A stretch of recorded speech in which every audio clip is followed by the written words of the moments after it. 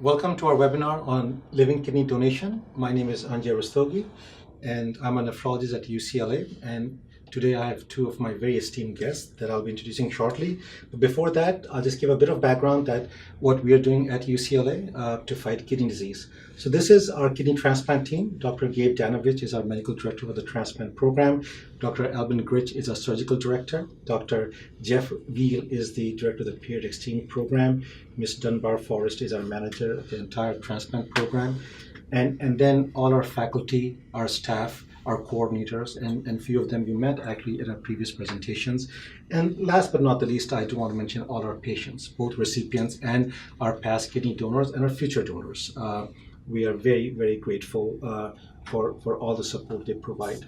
Now, the CORE kidney program is probably most of you have heard about that. This is what CORE stands for, the clinical excellence, outreach, research, and education. And this is everybody works together to provide the best care we can to our kidney patients. And this is our website. This is the link, the website, our email address, our phone number. But the last one I really want to point out as well is UCLAKidneyDonor.org. So if anybody is interested in learning more or signing up to be a kidney donor, they can go to this website and sign up. And this will be posted on online as well, so you can actually get the information from there. Some of our upcoming events. One is our next kidney education event is this Sunday, UKEEP, and we'll be going over kidney disease, what you should know. And our premier event of the year is Kidney Fair, and there's a big transplant presence at this Kidney Fair, and it's going to be even more this year for a lot of reasons, which we'll discuss probably a bit later. So Kidney Fair, May 5th, Cinco de Mayo Day at Santa Monica Beach. And this is once again another slide on the Kidney Fair. Now, this is what we call the spectrum of chronic kidney disease. The earliest is on one end, the stage 1, when your kidney function is just about starting to decline. And then as it progresses, we come to stage 5. And stage 5 is when the patient needs what we call replacement therapy. Either they need dialysis or transplantation to survive. And our focus today is on transplantation, especially living kidney donation, to help our patients who have stage 5 kidney disease. Now, where do we stand in kidney care in the US today? So 15% of the adult US population have some form of kidney disease. So that's almost 1 in 6 of the adult US population suffer from some kidney problems. There are 120,000 new patients who start dialysis every year in the United States. There's about 1 in 3, and this is actually an important stat, 1 in 3 of these patients have never seen a nephrologist. And this is, once again, goes back to the care that if they get care prior to dialysis transplant, their survival is much, much better. There's high mortality in patients on dialysis, especially the first 3 months, and the 5-year survival of patients on dialysis is much less than some of the main cancers that we know of. And it also comes with a lot of financial burden. About $90,000 per year is the cost that we have on average for dialysis patients. And then the modality for home dialysis, which is also something that we're focusing on. So this is some of the challenges that UCLA Health and the CORE Kidney program at UCLA works on. But today our focus is going to be on kidney transplantation. And we had about 18,000 transplants done, and less than 1 in 3 of these transplants were from living donors. So that's a pool that we really want to make sure that people understand that they can be donor, but at the same time that the safety of the procedure, and that's something that we will be focusing on with 2 of my guests. But the waiting list keeps on growing. So that's also, the transplant is the best modality for majority of patients. That both leads to productivity and also quality of life in these patients, and not just for the patient, but for their family and society in general. We went over this already, so I won't. It's a multidisciplinary program, and this is a kidney health fair. So, but now let me introduce my 2 esteemed colleagues and friends. So first is Ms. Suzanne Verge, and Mrs. Suzanne Verge is our what we call a non-directed kidney donor. That means that she just wanted to help someone. She didn't have a specific person in mind. We used to call them altruistic donors. Correct. I still call them altruistic, and this is probably the I mean, the ultimate gift a human being can give is helping somebody else. And so, Miss Suzanne Rose, thank you so much, and a very close and dear friend of mine as well. And then I have my other very good friend, and we go back, Miss Mara Rifkin, and she was actually my social worker in the dialysis unit before she said that I think transplant is a better option, and she moved into. And so Miss Rifkin, besides being a social worker, she has a very important role, and it's called ILDA, which stands for Independent Living Donor Advocate. Now this is, and you will go more into this, but what I do want to stress for the audience is that the transplant process for living donation, and if I may, I'll call you Mara and Suzanne. Please. Our focus is that they have to go through a lot of processes before being, and the key thing is safety. First and foremost, front and center is that the living donor, we want to look at not just short-term safety, but long-term safety, both the quality and quantity of life. So with that, Mara, if you can just elaborate, what is an ILDA? The Independent Living Donor Advocate is an individual assigned specifically to protect the best interests and rights of all potential kidney donors, meaning kidney donors in workup, and kidney donors during the process and after.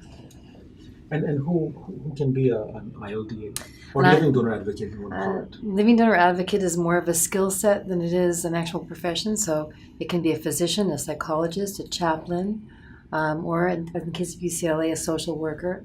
Rarely it's a lay person. It's a specific skill set that social workers, physicians, psychologists, and chaplains are better suited for. And before you came on, Mara, I was, and the nephrologists were the living donor advocates. Right, and I'm so glad you trained me. Yeah, and you trained me. So, but I could see a challenge as a physician being a living donor advocate because a lot of times the recipient is actually my patient as well. And one of the things that UCLA has done, and especially Dr. Danovich and Dr. Gritch, they have separated the recipient program from the living donor program. So we want to minimize if there's any potential conflict. Absolutely. One of the things that an independent living donor advocate has to be is separate completely from the recipient team. So I don't work with recipients anymore. I used to, but I do not anymore. I only work with donors and their families. And Suzanne will go over her, what she went through, but we had this donor selection meeting. Absolutely. And in that donor selection, after we have gotten all the data about the living donor, the test and all the workup. And so in this workup, the living donor is seen by a nephrologist, the surgeon, obviously, by the social worker and the living donor advocate, the coordinator, and also there's a psychosocial and psychiatrist as well, evaluation. And there's an open discussion and a very, very healthy discussion, in my opinion. We all attend. We actually required to attend them. But suppose there is a disagreement in the committee. So who has a final say? Well, the living donor advocate has a final say. That's a very narrow veto power that I have. And that's only when I find evidence of an unwilling donor or undue pressure or coercion, or someone that doesn't really understand the risks that they're going to face. Now, generally, the living donor selection team feels all one way about a donor or another. So it's the rare instance when I would have to come down on the side of one nephrologist or a surgeon and say yes or no. I've only had to do it one time. Right. And Mara, that's what I was going to say, because, as long as I've been, it's extremely rare that you have to exercise your veto, because at the end, we come as a team together on the decision, because at the end it's what's best for the donor. And here I think it's very critical that we try to separate the recipient as much as we can. Absolutely. We're not indifferent to the suffering of people on dialysis or people that need transplants, but our only concern on the living donor team is the health and well-being, mentally and physically, of the living donor. And it is a risk. I mean, they take a lot of risk. I mean, it is a surgery that they have to go through, and whatever happens afterwards. So all the risks associated with hospitalization, surgery, anesthesia, possible complications. I know Suzanne might feel that we went over it so many times with her, and the right to back out. That's very important. That a living donor has the right to withdraw from the process at any point up until the moment of anesthesia, and then I think thank you too for late. bringing this up, Mara, because I think that's very, very important. Mhm. And I always say when people want to come forward and they want to be, they want to think about or they want to be evaluated, I would say give it time to think through it, and then collect as much information as you can. And I know, Suzanne, you've been very proactive, and I'll come back to you because I have a lot of questions for you. But you've been very proactive, and just today, I think you gave your number to someone that they can call. But get as much information as you can, and like Mara said, and I want to repeat that just the fact that you have started the process doesn't mean that you have to go through it. I mean, if something changes, then you obviously talk to us, and if there's any questions, we can answer, and we connect you with past donors. Who better advocate than a past kidney donor, right? So it is a process. It is a priceless gift. It makes a huge impact, and we are extremely, extremely grateful. Like I said, it's the biggest gift that a human being can give to somebody else. I mean, giving a part of their body, and I think. So one last question for you, Mara, before I get to Suzanne. Now, Suzanne is a non-directed donor. That means she didn't have somebody in mind. She just wanted to help someone. Right. And there are other ones, and majority of them are directed donors. They want to give us to somebody. But we have to be very careful when we say directed. It is to a person, but it doesn't have to be that person. They can go through an exchange program. Correct. Right? And we're going to have a different webinar just on that. We have the voucher program, the exchange program. But is your evaluation a bit different when you say somebody like Suzanne comes in who's a non-directed donor as opposed to a directed donor? Yes, it is. It's different in that the evaluation process is a little more intensive and intense for the non-directed donor. I keep circling back to motivation. And, I look for things like, is this consistent with their personality? Do they have a history of blood donation? Are they on the bone marrow registry? Right. Do they have a history of volunteerism? Whereas when someone is directing it to a friend or a loved one, their motivation is because I love them or because I like them or I want to improve their quality of life. When you have a non-directed donor, they're doing the ultimate pay it forward. Right. They want to do something, put it out there in the world, something positive. Yeah. So we have to make sure that that this is consistent with their overall worldview and life view. Yeah. Wonderful. Thank you so much, Mara. Sure. That's. So now I'll go to Suzanne, my very good friend. I've got to know her very well. So Suzanne, thank you so much, very much. I'm happy to be here. And I just want to say that Suzanne hasn't just given a non-directed kidney, but after that, she has been such a big advocate about kidney transplant. She's always available. I don't know how many people actually have just called her on a cell phone to find out. And once again, I mentioned the kidney fair. Suzanne and Mara both are heavily involved with the event. Right. And we'll have Suzanne there as well. I think Suzanne might not be there because she's traveling, but she'll be there in space, but there'll be other living kidney donors. And if you want to be a kidney donor, or you have family members who want to, or friends who want to be a kidney donor, the fair is definitely a good place to come because you can meet them live and ask questions. There's no better advocate than a past kidney donor.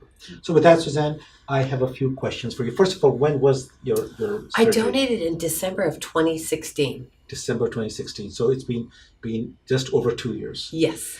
So, and you look fabulous as always. Oh, thank you. And I'm grateful for my health. And we are grateful, Suzanne.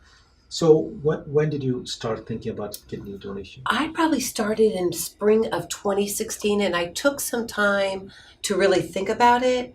And even if I wanted to go faster, I think UCLA makes it a little slower just so you really make a good decision.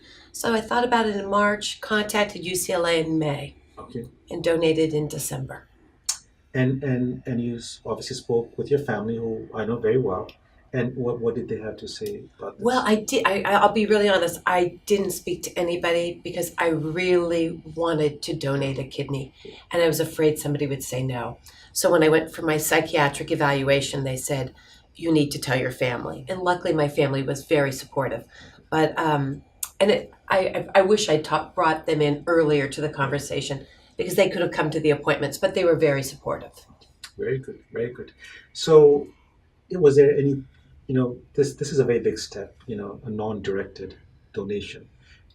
Is there anything that growing up or that might have influenced why you decided? I was, like you say, I'm a blood donor, bone marrow, volunteer, have a deep spiritual life.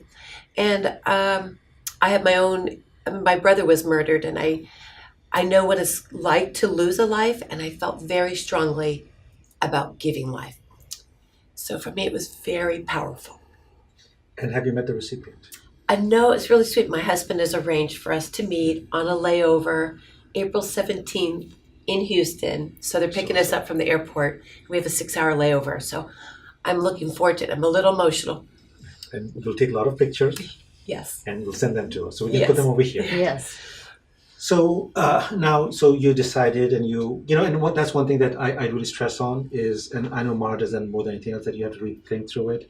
I personally, as Mara pointed out, and the psychiatrist did, your family, I think your loved ones should be in the game as well. And we had donors in the past in which the family was not on board. Mm-hmm. They came and spoke to us, and then they came to the kidney fair, Mm-hmm. and there was another non-directed donor that had done this, and she came with her husband, and then she went on to donate.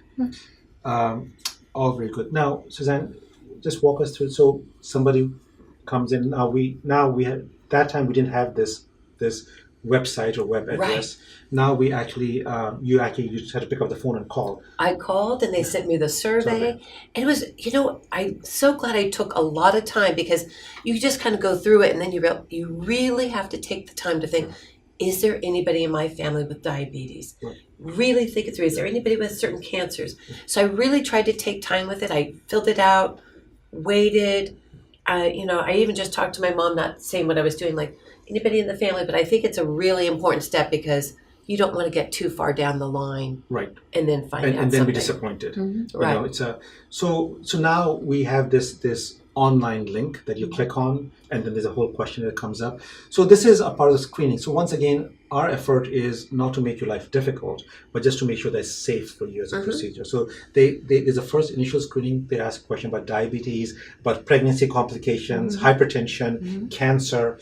So we assess that, and there's some are you'll be declined just because it's too high of a risk for you to donate, and those are and there's some who probably will just fly through, but the majority will fall somewhere in the middle. They're a bit overweight, their blood sugars might be a bit off, their blood pressure, and then we counsel them about lifestyle modifications and stuff. But like you said, please spend some time going through that, and don't rush through it. You did the right thing. Ask your family. Sometimes you don't know. Sometimes it's your family members might know. So just it's all risk stratification. So you went through that process. You sent your questionnaire back, and then the workup begins. It was great. They set everything up to be on like 1 or 2 days. Like, Right. let's have you come in, do your labs, meet with Mara. We really connected, and it was just it was really convenient for me to just have a few appointments all in one day. And they said, and we'll contact you after this, and have you come back in. All scheduled on the same day. So that it's spread over 2 days, and it's a pretty thorough evaluation. Right. And the reason for that is, once again, we want to make sure that we cover. We can't cover every single thing, but we cover the bigger ones that we don't. So there's a blood test, there's a urine test, there's a CT scan or imaging study, depending upon CT scan or MRI. Then you see the nephrologist, you see the surgeon, you obviously Mara, you see the psychiatrist. So it is a bit intense, but we try to condense that in 2 days so that it doesn't waste too much of your time. And now, so that's the initial evaluation. We get the results back in about a week or 2 weeks, and then it's presented to the donor selection committee. Well, I always tell people that test begat test begat test. You might think you're done with the initial round of blood tests, and there's many, many vials of blood and quite a bit of urine, actually. But to be sure, we repeat a lot of tests, and we ask for more tests. The physicians ask for more sensitive tests. So I always tell people it's not easy to be a kidney donor, because truthfully, we're looking out for your best interest in your health. So we're looking at every system in your body. Yeah, and I think that's a very good point, Mother, to bring up, because some patients or donors are in good health, so we don't need, but most of them do need some retesting. Some of them might need lifestyle modifications. They might need to lose weight. They might exercise, cut back on alcohol. So those are small modifications that they can, and they come out better at the end. Absolutely. Because they are healthier. I've actually heard that from people, that donating a kidney changed my life, and they've maintained their weight loss. They're still going to the gym. They're eating better. So I think we have really improved people's quality of life. I agree. and then the donor selection happens, and then Yes. it's a year or nay, or they come with the recommendations. Sometimes they say after 6 months, 12 months. I know some of the donors get a bit annoyed. They said, and once you've done it for so Right. long, you've heard everything, and I still hear somebody yelling at me that it's my kidney. Who are you to decide if I That's donate or right. not? And we appreciate that, but our job is to make sure that the donor is safe, and that's where I think Mara really comes in, because she can look at the bigger picture. We as Right. physicians sometimes, or nephrologists, so that's where, and it's a requirement, right? The ILDA, Right. every transplant program needs. Right. I think since the beginning of living donation, the first living donor transplant, they assembled a separate team for the donor and a separate team for the recipients. The idea of a separate team came into play then. And then it's been evolving since the early 2000s. 2002 was a sentinel year for independent living donor advocates, and then 2007 became a mandate. So Centers for Medicare and Medicaid and Oregon Procurement, OPTN, mandates that every program has a donor advocate or a donor advocate team. There are certain states, like New York, it's a team. It's called a team advocacy. And so that once you're in the process of being assessed for kidney transplant donation, I think the two key people for the donors, they obviously should know the whole team, like you said, the nephrologist, the surgeon, but the two key people is the coordinator. Absolutely. And we spoke about that at my previous, both for the recipient and the donor. We had Suzanne McGuire, and we also had Bethany come here as well. So, but the other person that they should really know is Mara, the ILDA, because that's your ultimate. If you have any concerns, then we always say, and that's what we send. We ask you, what's your take, and we ask you to handle it. Absolutely. I always tell donors in workup that your coordinator is the first call, and I'm a good second call. Right. So the transplant coordinator or donor coordinator is, their job is to coordinate and make sure all the parts are all together. And I'm a good second call. Somehow they can't reach them, or they need some more information. Well, sometimes you might be the first call. I may be the first call. And it's all privacy. This is all, yes, absolutely. So we can't share that information with anybody else. Completely. So, I reassure donors all the time that no one can look into their chart, that the recipient team is separate, that nobody can know anything about them unless they choose to share it. And that also brings up, because I have a lot of patients who are potential recipients, and they contact me and say that, this, and I said, no, we want to hear from the donor. Right. They need to contact us directly. Right. So good. So we have gone through this process. Now you're cleared, Miss Verge, and now tell us more about the preparation for the surgery. What happened the day before? How did it all go? It was pretty unremarkable. The hospital was so kind and generous. Like, you pick the date, you get it to, they were just more than generous with accommodating my request. And so I did just like a cleanse you would do for a colonoscopy, and showed up at the hospital at 4:30 in the morning, and I didn't even ask how long the surgery was. I was kind of looking forward to being on vacation for a little bit, and it was really uneventful. I must say that UCLA does a very good job to make sure that people do not feel any pressure. Even that morning, somebody said, Suzanne, you can change your mind. I mean, and so I was like, no, this is really something I want to do. I'll be devastated if I can't do this. But I never felt any pressure, and the surgery was uneventful. And I left the next day. I walked out of the hospital the next day. I mean, I did what they said, though. They said, get up and walk around. I wasn't feeling any pain. They said, take your pain medication. I said, I'm not feeling any pain. They said, stay ahead of it. So if you do what they say, it'll be uneventful. And the next day you were discharged from the hospital? The very next day. Okay. And then you went to what we call the Tiverton House? I went home. You went home? Okay. I went home. Walked around the block again. Okay. Very good. Yeah, some people want the privacy of their own homes. We do offer 1 or 2 nights at a UCLA hotel property for donors, especially donors that are out of the area. Right. But a lot of people want to go to their own homes and have their own privacy, especially after being in the hospital. That's what I mean. UCLA was so accommodating. Like, are you sure? And I'm like, oh, no, I live 3 miles away. So. Very good. And then your follow-up after that, about 10 days, you had to come back for a follow-up? I came back, and it was really, I mean, the doctor was very sweet. He said, I don't know what to say. Everything looks good. And I thank you. Thank you for what you did, but you will go on to have good health. Call me if there's any problems. And about 5 months later on, I went on a very lengthy hike, carried 15 pounds on my back, and life goes on. And then 6 months, then you have to follow. I go to So- all my follow-up labs, always. So we just want to make sure that 6 months and then 12 months and then every year after that, we want to make sure blood tests and urine tests are there. You can come and see us as well, but at least we want that, and that's required actually. 6, 12, and 24 months. 24 is a requirement, It's so a that requirement. we can follow if there's any problems. So great. So I think that's now. Tell me more about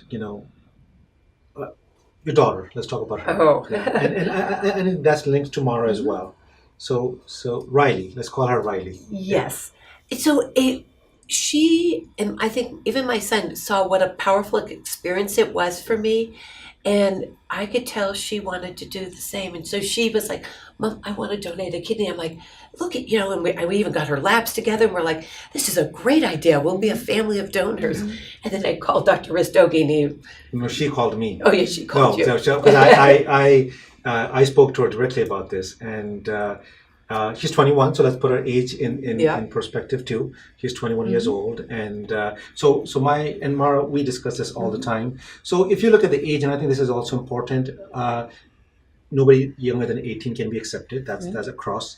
But if they're between 18 to 25, we really want to make sure that we do extra screening for them, because the age group that we really like is in the 40s and 50s and around that, a bit older, because they probably, if they had any problems, they probably have manifested the biological changes that happen in your mid-age going through. So that's where with Riley, obviously we wanted to make sure that she was going to have a family, she was going to have kids, and we said, and even though there's not a major risk, it's small, but there is, so we prefer them to have complete their family before but 21 was young, and I told her, which I told her mom, that right now she should stay put, and when the right time comes, she will donate. She will donate. We call it completing the tasks of young adulthood, college graduate or technical school, in a career, maybe have started a family. The exceptional person can donate,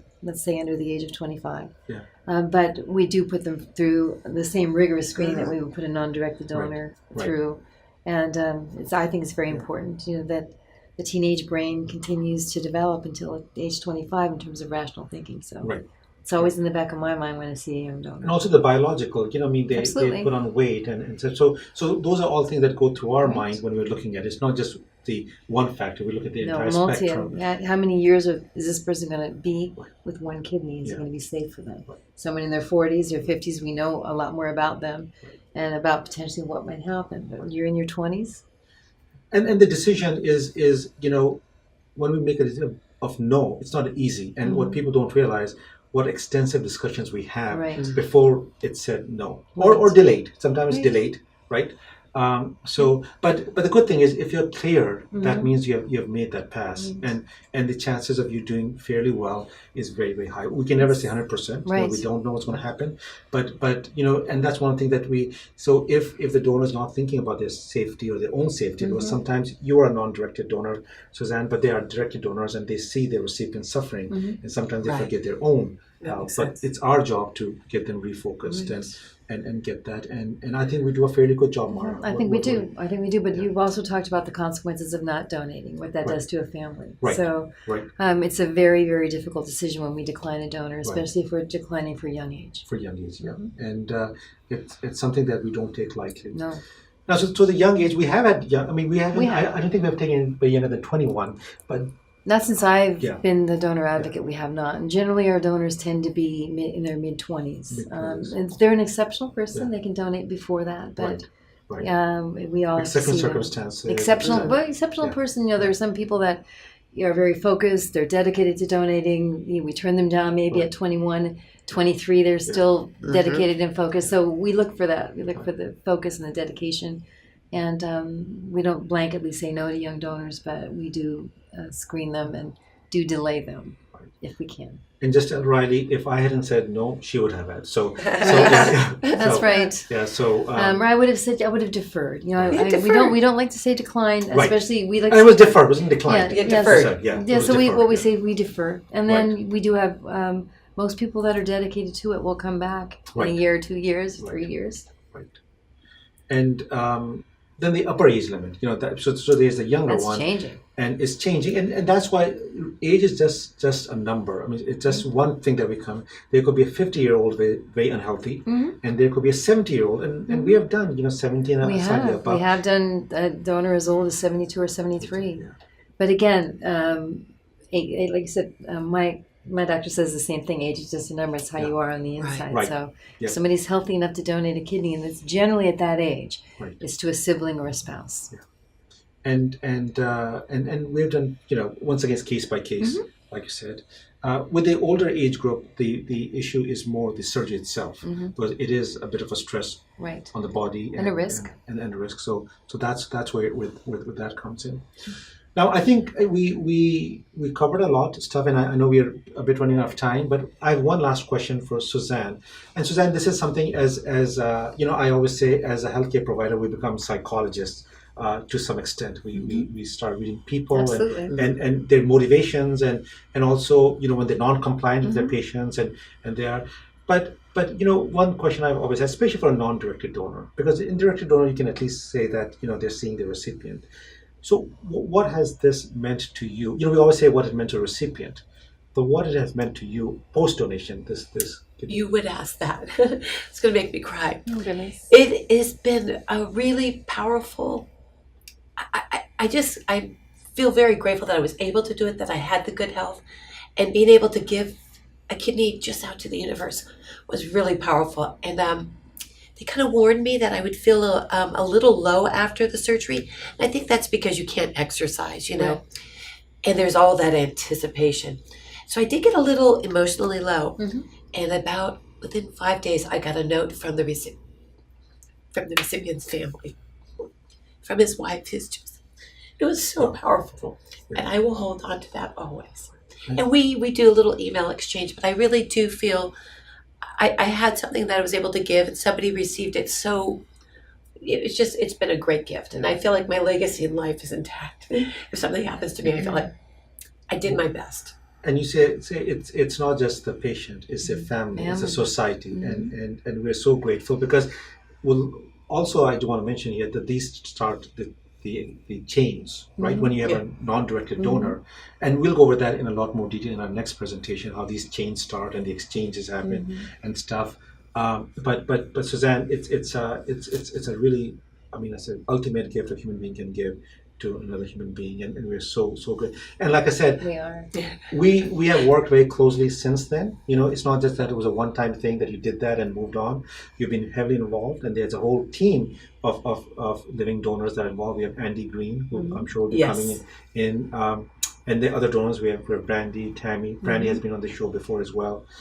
So it's a whole team, and our goal is to, but as long as safe for the donor, and I think that's really what we want. It's a great gift. It's a humongous change, and at the end I say it's not the fact that you just gave it. It's just the fact that you thought about it, right? But sometimes you're declined, and I don't want them to feel bad that they couldn't go to the process. They still stay in touch. They still come and talk to us. They're still part of our kidney fairs, but it's a thought that they wanted to help somebody, and for things that were not in their control, they couldn't move with it. But there are other ways to help, and they have helped that. And that's where Kidney Fair comes in. So with that, I think I just want to thank Suzanne, and I want to thank Mara, and I'll give you a hug, Suzanne. And Mara. Oh, thank you. Thank you so much. Thank you, Mara. Thank you. And hopefully we'll all see you at the Kidney Fair. Absolutely. May 5th, Cinco de Mayo at Santa Monica Beach. And if you haven't signed up, send us an email. It's a lot of fun. It's a lot of fun. It's a lot of fun. There's a lot of people. It's just a lot of fun. It's at the beach. Bring your kids, the kidney zone, your pets. There'll be a run, there'll be a walk, Lots of music, pets. and a lot of education actually, and very big focus on transplant. And there will be a separate living donor table this time. So that's just dedicated to living donors and questions we can ask. And there'll be a lot of happy people. You know what? Kidney donors are the happiest people. I agree. Yeah, right. So I thought it was because Cinco de Mayo, but that too. All right, very good, guys. Thank you so much. Thank you much, Suzanne. Thank you, Mara. Thank you, pleasure. everybody. Thank you. And we'll see you soon. Thank you very much.